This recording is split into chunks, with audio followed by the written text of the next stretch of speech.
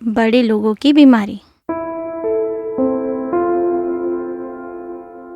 Lockdown का समय बढ़ने के साथ साथ दिक्कतें भी बढ़ती जा रही थीं। काम धंधा आखिर कब शुरू होगा? राशन कैसे मिलेगा? बच्चों की पढ़ाई कब शुरू होगी? ये सब सवाल तो थे ही। एक समस्या ऐसी थी जिसके बारे में किसी से कहा भी नहीं जा सकता, लेकिन सेहत और दिमाग पर उसका जो असर पड़ रहा था उससे बचा भी नहीं जा सकता। हो ना हो, हमारी कॉलोनी के जिन लोगों को कोरोना की बीमारी हुई उनमें से ज़्यादातर को वायरस इस समस्या के कारण ही मिले होंगे। मेरे घर में शौचालय नहीं है, लिहाजा पब्लिक टॉयलेट में जाना पड़ता है जो 5 मिनट की दूरी पर है। यह शौचालय कई बस्तियों की घनी आबादी के बीच हैं, इसीलिए रास्ते पर भीड़ होती है। डर लगता है कि किसी से कोरोना ना हो जाए।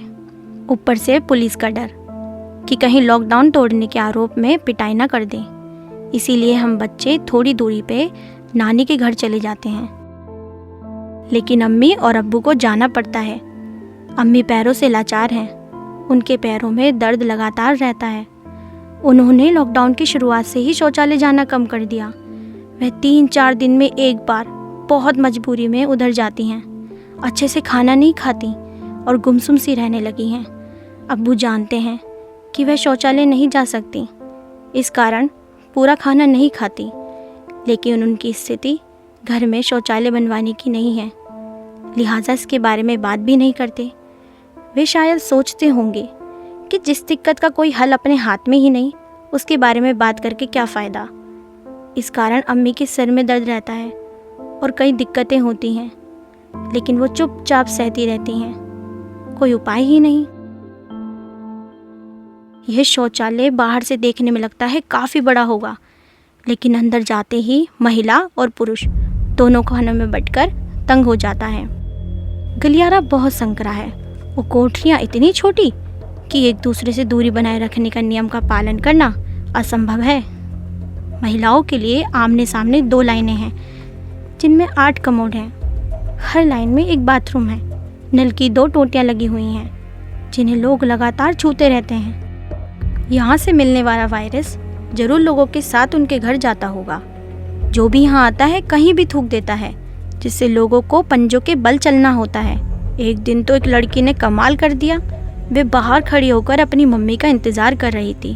वो लगातार थूके जा रही थी। उसने इतना थूका कि उसके पास से पैर रख के चलने की जगह ही नहीं बची। अजीब बात है कि जो लोग थूक से बचने के लिए पंजों के बल चलते हैं वो भी थूकते रहते हैं। किसी को ख्याल ही नहीं आता कि इसे रोका जाना चाहिए। गंदगी, दुर्गंध और मक्खियों की भरमार से सिर चकराने लगता है।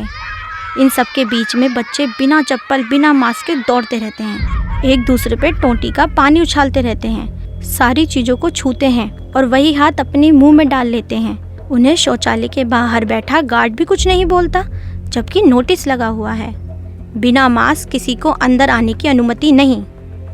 7 नंबर ब्लॉक का शौचालय इससे बड़ा है, लेकिन उसके दरवाजे पर ही खत्ता है।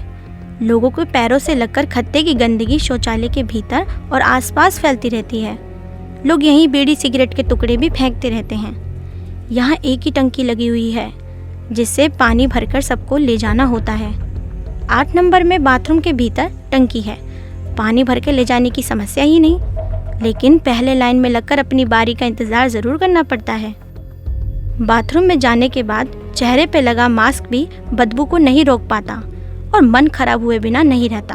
अम्मी का कहना है कि इसी वजह से पड़ोस की सोना और तहरीन के सिर और पेट में लगातार दर्द रहता है। उनके सिल की बाल अब रूखे बेजान हो चले हैं। अम्मी ने एक दिन शौचालय से लौटकर आकर कहा कि कोरोना बड़े लोगों की बीमारी है। कमरा, टॉयलेट, गाड़ी समेत उनकी ज़्यादातर चीज़ें अलग होती हैं। वही लोग एक दूसरे से दूरी बनाए रख सकते हैं। गरीब लोगों का कुछ निजी होता ही नहीं। घर हो या बाहर, उन्हें अपना जीवन चाहे हंसकर तो चाहे रोकर साझेदारी में बिताना पड़ता है। वे छूत और सांस से फैलने वाली बीमारी से बच नहीं सकते। मैंने कहा, अम्मी तुम्हारा सोचना ठीक है, लेकिन शौचालय के भीतर सफाई रखकर और लोगों को फर्श पे थूकने से सख्ती से मना करके बहुत लोगों को बीमारी से बचाया जा सकता है।